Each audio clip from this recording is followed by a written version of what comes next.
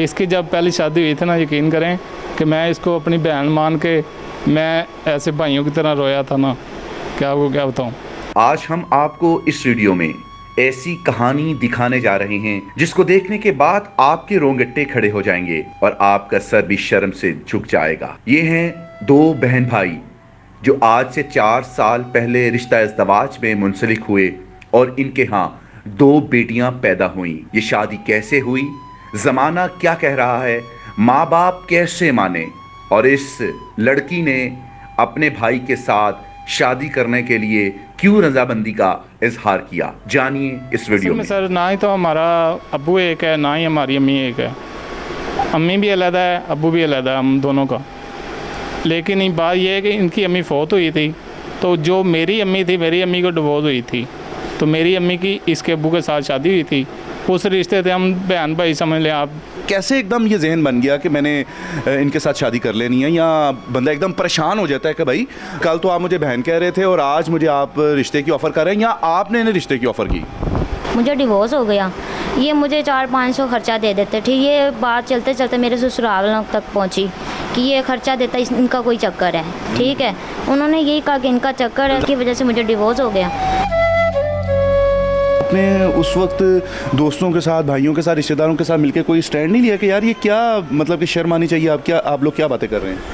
हमने अपने बहनों भाइयों को सबको ये बताया कि हमारा ऐसा कोई चक्कर नहीं है, मगर वो वक्ती तौर पे कह देते ठीक है आंदा, हम आपसे कोई ऐसी बात नहीं करेंगे, ठीक है। मगर जब भी कोई मसला बनता, फिर ये उससे बात कर रहा था, इसने उस पर फ़ोन पे बात की है, ये हो गया। अच्छा, ये आपको हौसला कैसे देते थे इस सारे सीन में? ज़ाहिरी बात है जब आप पर इल्ज़ाम लगा होगा, आपके पाँव के नीचे से तो ज़मीन निकल गई होगी, उस वक्त आपको ये कैसे हौसला देते थे? सारे मजाक में कहते हैं हाँ ये तुम्हारा ऐसा है, तो हम कहते थे नहीं ये मजाक करते हैं, तो सीरियस हो गए। तो ये मेरा खर्चा पे ये थोड़ा बहुत करते थे, ठीक है। मैंने पहले शादी का नाम नहीं लिया, मैंने ऐसे कहा कि हम दोनों रहेंगे, इनका भी मतलब अपने भाइयों के पास ही रहते, भाभीयों के पास ही। तो मैंने कहा मैं आ जाऊंगी तो हम दोनों, मैं तुम्हें संभालूंगी, तो आप मेरे बच्ची मेरा खर्चा करते रहना। इन्होंने कहा ठीक है। तो फिर इसने कहा कि लोग बातें बनाएंगे, ऐसे तुम कैसे रहोगी मेरे पास। मैंने कहा ये तो है। फिर मैंने अपने अब्बू को इनसे बात करके ना इनसे मुझसे की, हम दोनों ने आपस में की कि हम ना निकाह कर लेते हैं। अब्बू ने कहा कि अगर इसके साथ शादी करनी है ना, तो मैंने तुम्हें ना पूरे ज़िंदगी देखना नहीं है, तुम्हारी शक्ल नहीं देखती।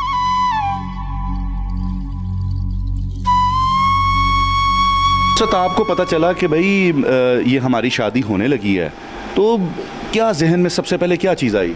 सबसे पहले तो ये जहन में बात आई कि ये अपनी जवान है, माशाल्लाह, खूबसूरत भी है, अच्छी भली है। मेरे लिए तो ये बहुत ज़्यादा खूबसूरत है मुझसे हट के, ठीक है। तो मैंने इसको कहा कि मैंने कहा अपनी ज़िंदगी आप बर्बाद ना करें, ठीक है। दुनिया जो भी बातें करती है करती रहने दो, ठीक है। इसने कहा बस ठीक है, अगर कहीं और भी हो जाती है ना, तो आपका जो ताना है ना, ये मेरे मुंह पे रहना है। अगर हम बहन भाइयों की तरह हम एक दूसरे से मिलेंगे या फ़ोन पे बात भी करेंगे, एक दूसरे की खैर खैरियत लेने के लिए इल्ज़ामात लगते रहेंगे, तो इससे बेहतर है कि मैं आपसे शादी कर लेती हूँ इंशाल्लाह। इसकी जब पहली शादी हुई थी ना, यकीन करें कि मैं इसको अपनी बहन मान के मैं ऐसे भाइयों की तरह रोया था ना, क्या आपको क्या बताऊँ। मुझे नहीं पता था ये हमारा रिश्ता ऐसे बदल जाना है। घर का खर्चा कैसे चलता है? घर का खर्चा भाई मैं ना छोटा सा स्टॉल लगाता हूँ, हैंड के कैब वगैरह मैं सेल करता हूँ। वलेंशिया के 8 नंबर गेट पे मैं स्टॉल लगाता हूँ। किसी सहेली ने कभी ताना दिया हो आपको ऐसे शोहर का?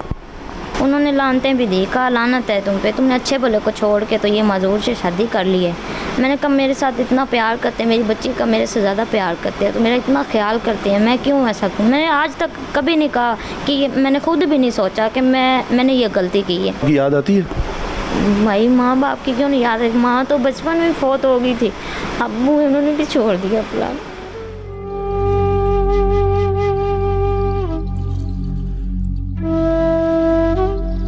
कमी को पूरा कैसे करते हैं इस सारे गैप को?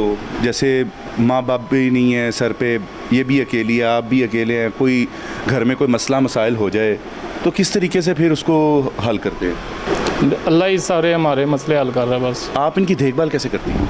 इनको उठा नहीं सकती, बाकी इनका मैं सारा करती हूँ। बस वो वॉशरूम में मेरे भाई हैं, वो बिठा देते हैं, इधर ही काम करते हैं फैक्ट्री में। कभी आ जाते हैं, कभी नहीं आते।